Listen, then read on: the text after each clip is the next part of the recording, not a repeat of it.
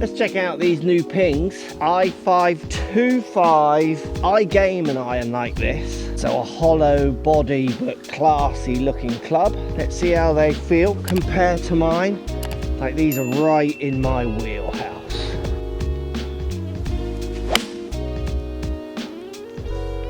Cool, yeah. That does feel nice, like really nice.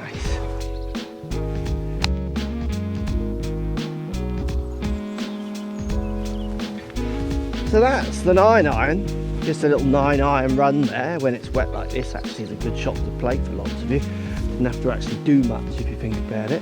And the shape of it is delicious. It's compact, it's got a relatively medium top line. Obviously the back of the club, you get this real kind of almost bladey look really, but you know in theory there's going to be a lot of help in there. The loft feels quite strong, so when I felt the first shot with the 5-iron, it did feel closer to almost like a 4-iron, like it did feel. But I mean, I guess we're all getting used to that now. It's where irons really are. What we do get is a superior looking iron with arguably Ping's help. So I think Ping are calling it a player's distance iron. So what they're going to mean by that is here looks playery, like really playery. There's minimum offset on this 5-iron, there's a little bit. It is a beautiful top line for something that in theory is helping. It's almost got that blade curve, almost this way appearance when you look down at it. It is absolutely, it verges on almost looking too thin for where I want this club to be almost. But it feels super solid off the face. Like, that feels absolutely delicious. And it is cold here this morning. That was a groove low and it still felt not bad.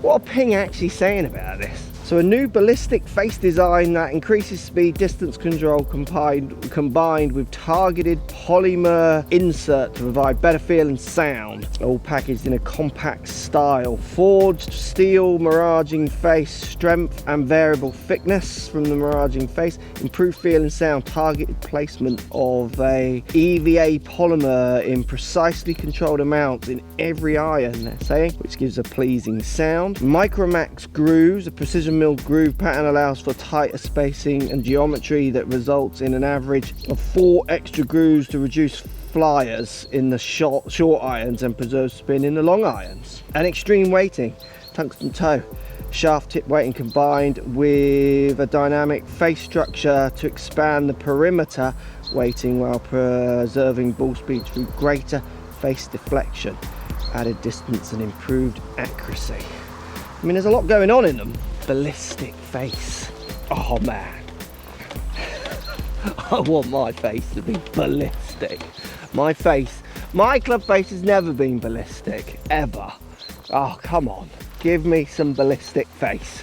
Like, I hit this one relatively bottom groovy and I think it's done very well. So we've got inside numbers as well coming just to see how ballistic this face is, but they do feel relatively strong. Now the data they send me when they launch these clubs, I have a list of 3 different lofts on it. So you can get like retro and then like ballistic, they don't call it that, and then standard loft. So I think you could make them as ballistic as you want. But remember, loft basically is like what delivered loft comes out is generally what we get from irons. To be fair, the 9-iron here, I mean, I wouldn't be able to tell much difference between, like, you're getting down near the eye blade when you look at that. It's an amazingly round 9-iron. It's really quite stunning in its looks.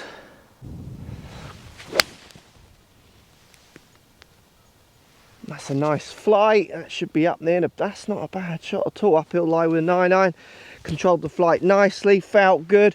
I mean, I would maybe, we'll test inside the sound as well, because it's really cold out here today. We'll test inside the feeling of the sound as well, because it's interesting out here when you got the wind and it's cold. Like, those sounds play out often a little bit more. What's the best word for describing what it sounds like? Maybe, I mean, they feel quite firm to kick us off. Like, they feel nice, but they feel on the firmer side. They certainly don't feel at the moment like uber soft, anything like that.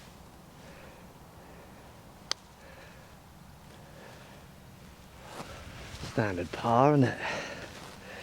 Doesn't matter how close I hit it.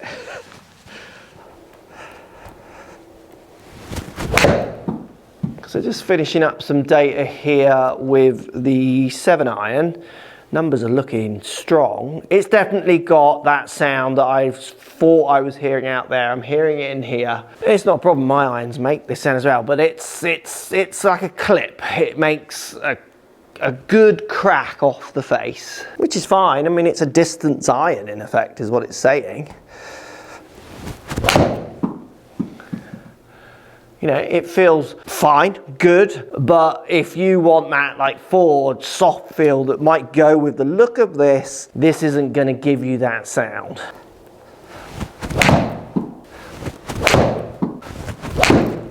Right, last one, and we'll look at the numbers. So 119 ball, 20 launch, 4.6 spin. I'm hitting a 7-iron, so outside that's going to be around 5.5, 5,000. Carry in 176. I mean, it's a low spinning, relatively slightly low loft, as you see from the lower launch. High speed 7-iron from the low lofts and that it's delivering. Numbers exactly where I'd expect a distance iron to be. You don't want to whack this number up too much, but descent angles and peak heights are probably in place as well. They look good. You know, averaging 48 degrees descent angle, it's gonna stop. You know, 175 out, I'm gonna be relying on a descent angle to stop that ball as much as anything spin. Really, is it gonna do that much? It's revs per minute, that. So, you know, if that goes up an extra 500 revs, I'm not sure how much it's gonna stop. Bearing in mind, the land angle's gonna dictate. Now let's go out onto a really challenging hole to stop it and put it at a challenging distance, because this is a distance iron, and see if it beats the challenge. I'm not sure if you're seeing that. Are you seeing that on the camera? There's a nice little, oh, there it is. You see that little, oh, striker. Player. Right, we're 188 out, 17th St Andrews tucked, pin over road hole bunker, and it's beyond my distance. So I'm gonna have to give it a wallop as well as it direction and see if we can stop it.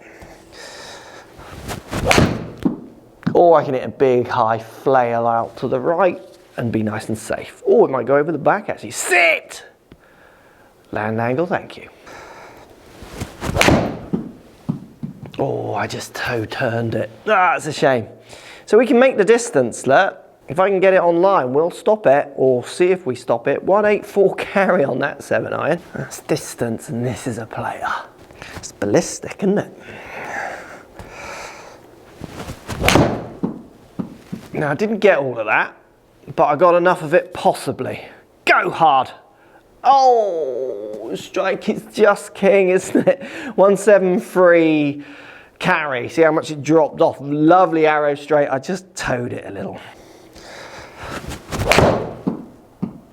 Not a bad shot. Slightly drifting away from flag, but it'll kick left. And let's see how it stops. That's only on a down slope, but it's just doing fine. That's nearly 5,000 revs of indoor spin. Because remember, your indoor numbers subject to what you're hitting off, or a mat numbers subject to what mat you're hitting off, they're not all the same. Won't be the same as grass, and same for grass. Not all grasses will produce the same spin as well, which is why I think it's so interesting when people talk about certainly shafts and stuff, which have such tiny tolerances and change of the data, and then they're doing it in situations where actually the situation can throw it higher than the shaft. I always think that one's quite interesting. Ah, stop flailing. Again, it's the right flail to do on this hole. Pretty average hit, middle of the green. I mean, I would take most of these shots. So you can see when I'm pushing my distance and the ballistic face is trying to do its thing, the stronger loft. The simulated performance is good, isn't it? I mean, that just is a really solid player's distance iron. Undoubtedly one of the best looking player's distance irons I think out there. Like, that is just beautiful. Oh, I turned it a little. Not a bad effort that though. Kick up there. Oh, I'll putt that one. Right, two more. Let's see if I can get one landing by the flag. There we go. That felt like everything was aligning. Just, yeah, here we go. In.